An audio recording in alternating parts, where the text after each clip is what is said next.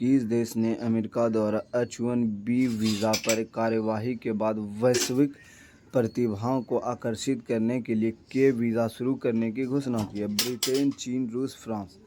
तो किसने किए? तो चीन ने।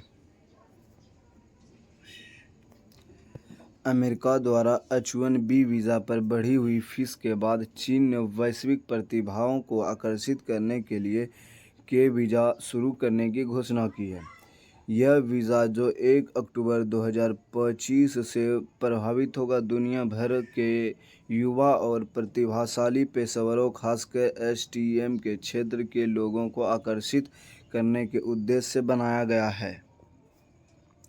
बैरन द्वीप कहाँ स्थित है? जो भारत एकमात्र सक्रिय ज्वालामुखी फटा है।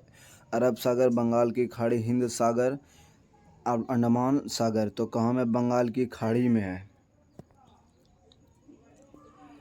भारत का एकमात्र सक्रिय ज्वालामुखी बैरन द्वीप अंडमान सागर में फटा, जो 13 और 20 सितंबर को 2 हल्के विस्फोट हुए, धुएं लावा निकला और ब्लेयर 140 मीटर दूर निर्जन द्वीप है और इसकी वजह से अंडमान में 4.2 तीव्रता का भूकंप भी आया। संयुक्त राष्ट्र वैश्विक सतत बीमा बोर्ड की भारतीय मूल की पहली महिला अध्यक्ष नियुक्ति अर्पिता मुखर्जी, मेघना राय, अमिता चौधरी, निधि मिश्रा। तो कौन बनी है? तो अमिता चौधरी बनी है। संयुक्त राष्ट्र पर्यावरण कार्यक्रम वित्त ने संयुक्त राष्ट्र के वैश्विक सतत बीमा बोर्ड का अध्यक्ष अमित चौधरी को नियुक्ति किया। यह बोर्ड के लिए चुनी गई भारतीय मूल की पहली महिला है। किस राज्य को रेशम का विकास के लिए सर्वश्रेष्ठ राज्य पुरस्कार दिया गया? केरल, बिहार, तमिलनाडु, आंध्र प्रदेश। तो किसको दिया गया? तो आंध्र प्रदेश को। आंध्र प्रदेश राज्य को रेशम किसने रेल के लिए प्रभावी जागरूकता पैदा करने और विकास कार्यक्रमों को लागू करने के लिए मेरा रेशम मेरा अभियान कार्य के तहत रेशम विकास के लिए सर्वश्रेष्ठ राज्य पुरस्कार दिया गया है। यह पुरस्कार केंद्रीय रेशम बोर्ड द्वारा प्रदान किया गया।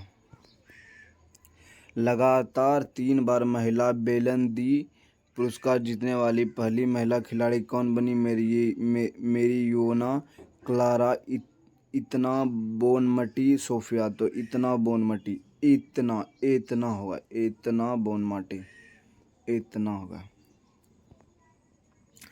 पुरुष बेलन डी और पुरस्कार 2025 किसने जीता? लियोन मेसी, क्रिस्टियानो रोनाल्डो, ड्यूक जोत, उस्मान डेम्बेले। तो इसका आंसर हो जाएगा डी।